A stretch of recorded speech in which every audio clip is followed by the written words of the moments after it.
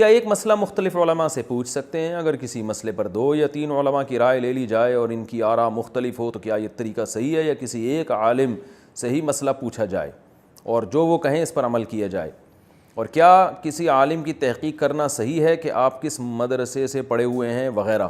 فیصل سعید۔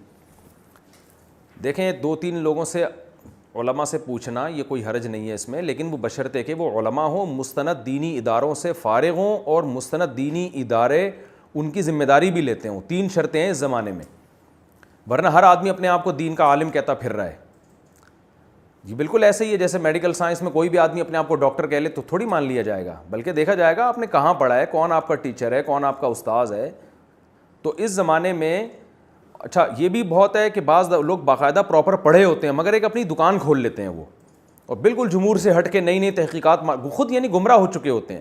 تو اس لیے میرا ایک خیال ہے کہ اس زمانے میں صرف عالم مفتی ہونا بھی کافی نہیں ہے، بلکہ کوئی ریلائبل ادارہ ہو۔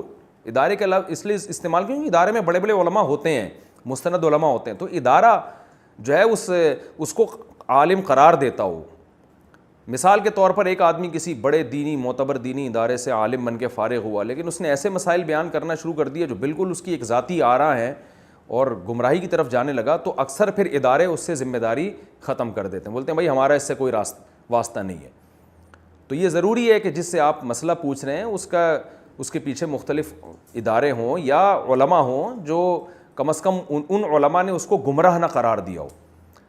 اس کی مثال بالکل ایسے، کوئی ڈاکٹر کوئی نئی نئی رپورٹیں سامنے لے آتا ہے تو آپ بڑے بڑے ڈاکٹروں سے پوچھتے ہیں نا کہ حضرت یہ تحقیق سے آپ متفق بھی ہیں یا نہیں؟ ڈاکٹر کہتے ہیں بھائی یہ آدمی پاگل ہو گیا، اس کا دماغ سٹیا گیا، یہ میڈیکل کالج میں سے علم تو حاصل کیا لیکن یہ جو ہے نا یہ بندہ ٹھیک نہیں ہے، اس کے مفاد ہیں جس کی وجہ سے غلط تحقیقات لوگوں کے سامنے لا رہا ہے۔ تو اس لیے عالم بھی پراپر کسی ادارے سے فارغ ہو، ایک بات۔ نمبر 2، علماء اس سے برات کا اعلان نہ کرتے ہوں۔ میں یہ نہیں کہہ رہا علماء اس کی ذمہ داری لیتے ہوں، کم از کم اتنا ضرور ہو کہ اس سے برات کا اعلان نہ کرتے ہوں۔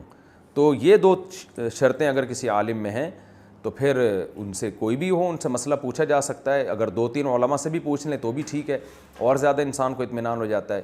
اور اگر ان کی رائے میں اختلاف آ رہا ہے تو پھر ان میں جو زیادہ جس پر آپ کو اعتماد ہو، جو آپ کی نظر میں زیادہ مستند عالم دین ہو، تو پھر اس کی رائے پر عمل کرنا چاہیے۔